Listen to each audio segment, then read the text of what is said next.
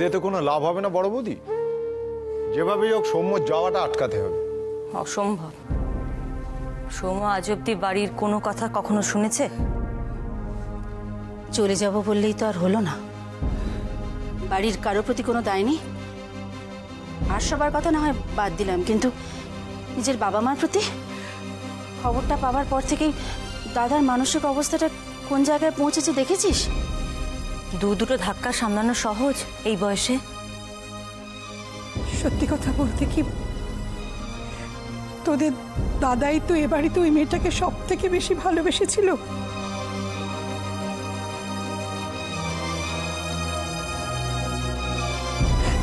মানুষটা বিশ্বাসই করতে পারছে না যে ওই মেয়ে তোদের দাদাকে কিচ্ছু না বলে চলে যেতে পারে। আর চলে যাওয়া মানে তেমনই চলে যাওয়া, একেবারে ঠিকানা না রেখে নিরুদ্দেশ হয়ে যাওয়া। সেটাই তো দাদার পক্ষে সবচেয়ে মর্মান্তিক হয়ে গেছে রে। মানুষটা একেবারে চুপ হয়ে গেছে। বলছি একটা কাগজে বিজ্ঞাপন দিলে কেমন হয়? না তীর্থ, কাগজে বিজ্ঞাপন দিলেই যে খুঁজে পাওয়া যাবে তার তো কোনো মানে নেই না। ধরো ও যদি বাংলাদেশ চলে যায়, তাহলে এখানকার কাগজে বিজ্ঞাপন দিয়ে কি লাভ ভাই? আরো একটা জিনিস কেন বুঝতে পারছো না মেসি ভাই? বাংলাদেশ না, আমি ধরে নিচ্ছি যে ও এদেশেই আছে, কিন্তু ও যদি নিজে থেকে আসতে না চায়, কোনোদিন ফিরবো না বলে চলে যায়, তাহলে ওকে কে ফিরিয়ে আনবে? জোর করে কি কোনো কিছু সম্ভব নাকি? জোর করে আর যাই হোক, দুটো মানুষ কি সারা জীবন একসঙ্গে কাটাতে পারে রে কেয়া? সেই তো,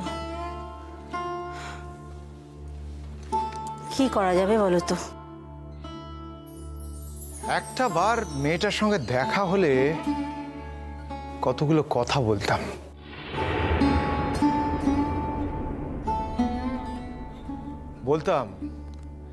বলতাম এক জীবনে যাকে ভালোবেসেছো তাকে না হয় তুমি হারিয়েছো, কিন্তু যে তোমাকে তার সর্বস্ব দিয়ে ভালোবেসেছে তাকেও দূরে সরিয়ে দিলে, তাহলে রইল কি তোমার হাতে?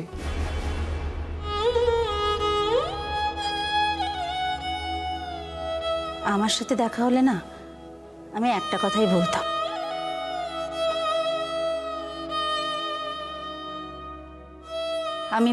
জানো, আমি বলতাম রঞ্জা, তুমি এইটুকু একটা ছোট্ট মেয়ে কেন সবকিছু নিজের মধ্যে চেপে রেখেছিলে?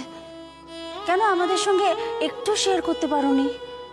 শুধু শুধু এত কুৎসিত কথা, এত অন্যায় অভিযোগ, এত কিছু কেন করতে অ্যালাউ করলে আমাদের? মেয়েটাকে অসম্ভব চাপা না, নিজের ভেতরে কত কিছু চেপে রেখেছিল, আমি শুধু ভাবি তাই। ছোট থেকে নানান অবস্থার মধ্যে দিয়ে গেছে, তো তাই হয়তো।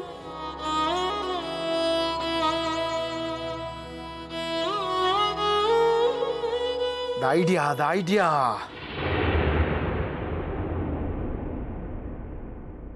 আচ্ছা, আমরা একটা কাজ করতে পারি না? কি কাজ? সূর্যর বাড়িতে যোগাযোগ করে ওর দেশের বাড়ির ঠিকানাটা যদি নিয়ে ওখানে যারা আত্মীয় স্বজন থাকেন তাদের সঙ্গে, মানে তাদের যদি চিঠি লিখে। এটা তো খুব ভালো বলেছ ছোট ঠাকুরপো। মেয়েটা ওখানে গেলে অন্তত একটা খবর তো পাবো। সেই নিজেদের এতটা অপরাধ বোধে ভুগতে হতো না। কিন্তু তাহলেও তো আমার ছেলেটার বিদেশটা আটকাতে পারবো না। আমি যোগাযোগ করতে পারলে আমি নিশ্চয়ই ফেরানোর চেষ্টা করব, মানে অন্তত শেষ চেষ্টাটা তো করব।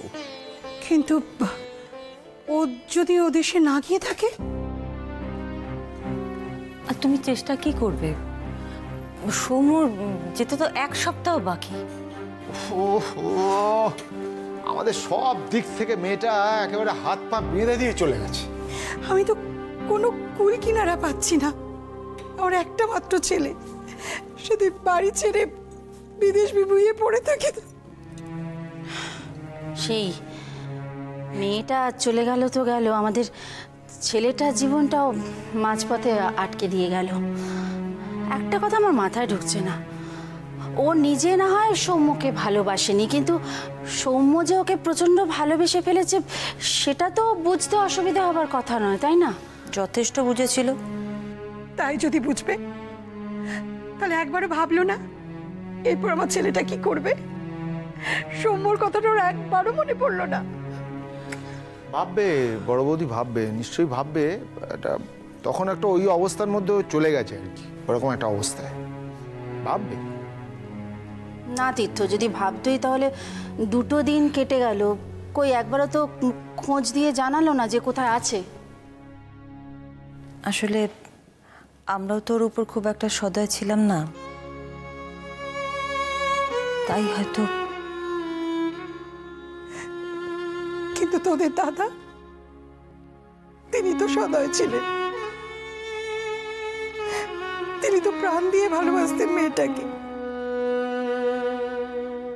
কই তার কথা তো একবারও ভাবলো না মেয়েটা। ও চলে গেলে উনি যে কতটা আঘাত পেতে পারেন। যে ওর জন্য এত বড় একটা স্যাক্রিফাইস করলো তার কথাই ভাবলো না। আর দাদা তো কি জানি, দেখো কি হয়, জীবনে কত কি ঘটে, আগে থেকে কি কিছু বলা যায়? একমাত্র সময়ই এর উত্তর দিতে পারে। আমার ছেলেটা চলে গেলে ও ফিরুক বা না ফিরুক, তখন কি কিছু এসে যাবে ছোট ঠাকুরপো?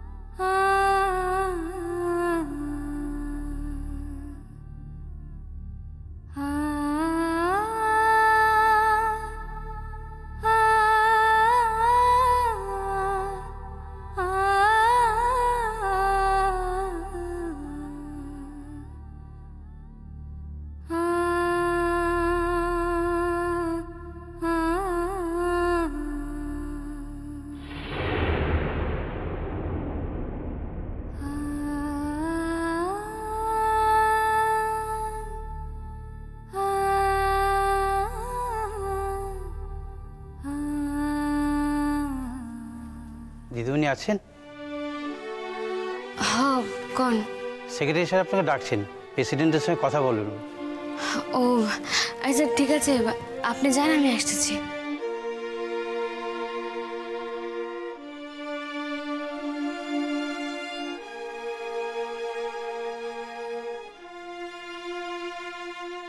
আসুন আসুন ম্যাডাম।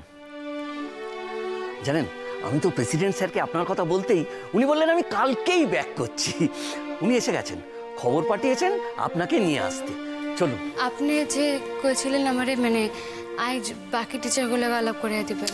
হ্যাঁ হ্যাঁ, চলুন না, আগে দেখি প্রেসিডেন্ট স্যার কি বলেন। আসুন।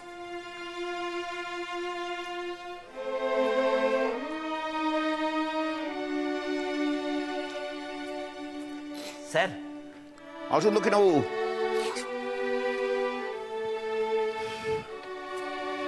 স্যার এই যে ইনি। নমস্কার। নমস্কার নমস্কার। আমি দক্ষিণবাবুর কাছে আপনার কথা শুনেছি, আপনার এডুকেশন কোয়ালিফিকেশন দেখলাম, আপনি যে কয়েকদিন আগে স্কুলে জয়েন করতে চেয়েছেন সেটাও শুনলাম, কিন্তু কিন্তু একটা ব্যাপারে আপনার সমস্যা আছে শুনেছি।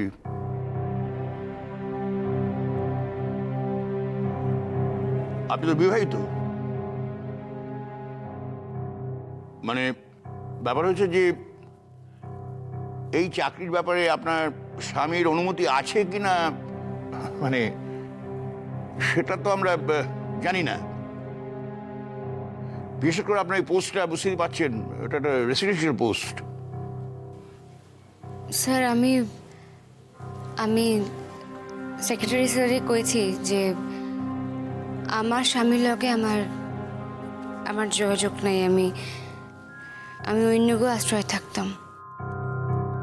আহা, আজ না যোগাযোগ নেই, কিন্তু ভবিষ্যতে যোগাযোগ থাকবে না, এ কথা কি জোর দিয়ে বলা যায়? করবো না স্যার, আমি কইতেছি। দেখুন,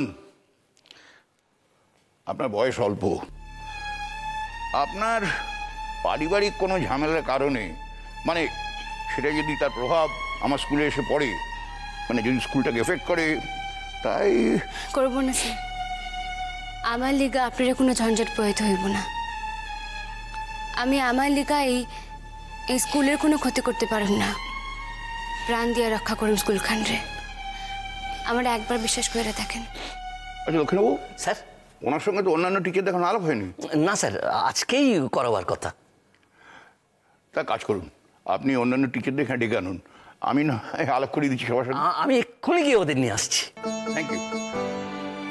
দেখো মা, তোমার কথা বলি, তুই আমার মেয়ের বসি, মানে তোমাকে আমি ওই আপনি আগে বলতে পারবো না।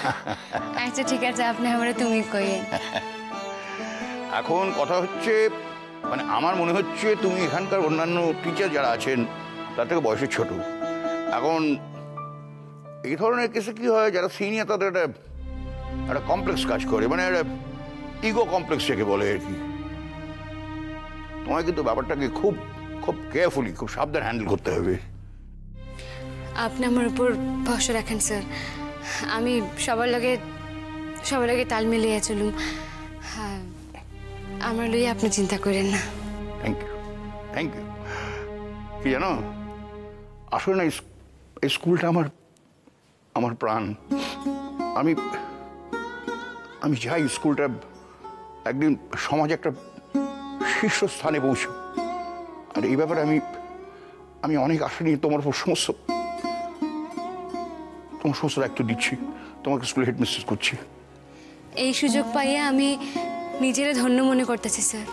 দেখো মা, একটা কথা বলি, জীবনে যে সমস্যা আসো না কেন, যে সমস্যা, তুমি সেটা আমাকে জানিও, সবসময় মাথায় রাখবে আমি কিন্তু তোমার পাশে আছি। জানি স্যার।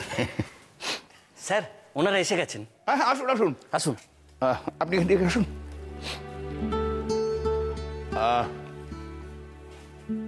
আপনারা এসে গেছেন, ভালোই হলো, আলাপ করে দিই। আচ্ছা, ইনি হচ্ছেন আমাদের স্কুলের প্রধান শিক্ষিকা, নতুন প্রধান শিক্ষিকা শ্রীমতী কিরণমালা খাতুন। আর এরা হচ্ছে, কাজ করুন না, আপনারা নিজেদের নাম নিজেরই বলুন না। দীপিকা ঘোষ। লতিকা সেন। মধুরা বন্দ্যোপাধ্যায়। শর্মিলা রায়। সমপিতা দেব। মঞ্জুলা রায়।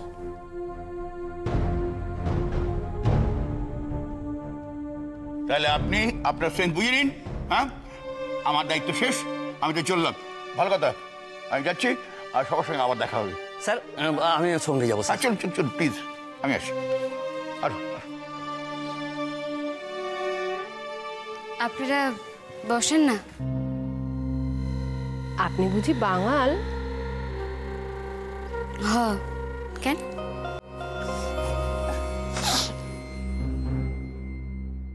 না, তাই বলছিলাম আর কি।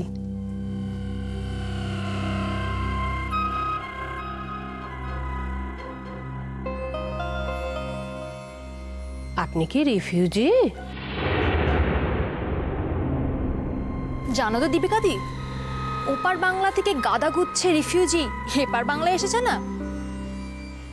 আরে আমাদের বাড়ির পিছনে তো বাড়িও হয়েছে, দিন রাত ঝগড়া করে আর চিৎকার করে করে কথা বলে, বাড়িতে টেকাই দেয়। আর তেমনি নোংরা। তুই আমাকে শেখাচ্ছিস? কদিন আগেও তো দেখতাম রাস্তায় সার দিয়ে বসে আছে, এন্ডি গেন্ডি সব। তা চাকরিটা পেয়ে আপনার তো খুব সুবিধে হলো। আপনি কোথায় থাকেন? মানে কোথায় থাকতেন আর কি? কোন বস্তিতে?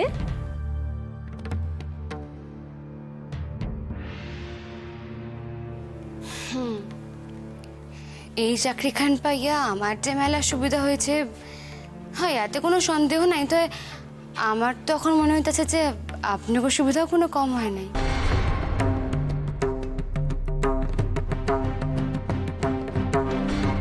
হঠাৎ এ কথা? না মানে আমি কাল আপনাকে সকলের রেকর্ড দেখছিলাম, সকলেই তো এই সাধারণ বিএ পাস, কারোর তো অনার্সও নাই।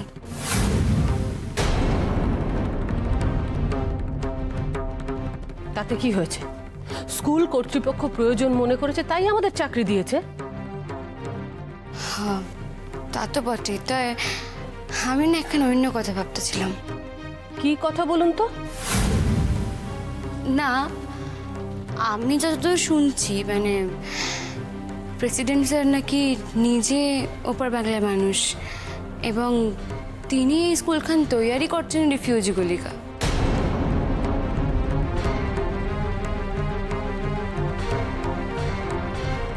এবং এই স্কুলখান চলেও রিফিউজিগুলো ইয়ে। তাতে কি হয়েছে? তার জন্য তো আমরা রিফিউজি হয়ে গেলাম না? হ্যাঁ তা হইলে না ঠিকই, আল্লাহ করেন যেন নাই হন কোনোদিন।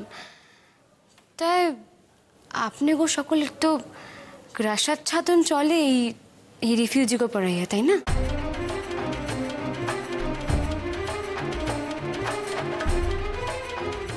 তাই করতেছিলাম যে এই চাকরিখান পাইয়াছে শুধুই আমার একার উপকার হয়েছে তা তো না, আপনি গো জীবনখান চলতেছে।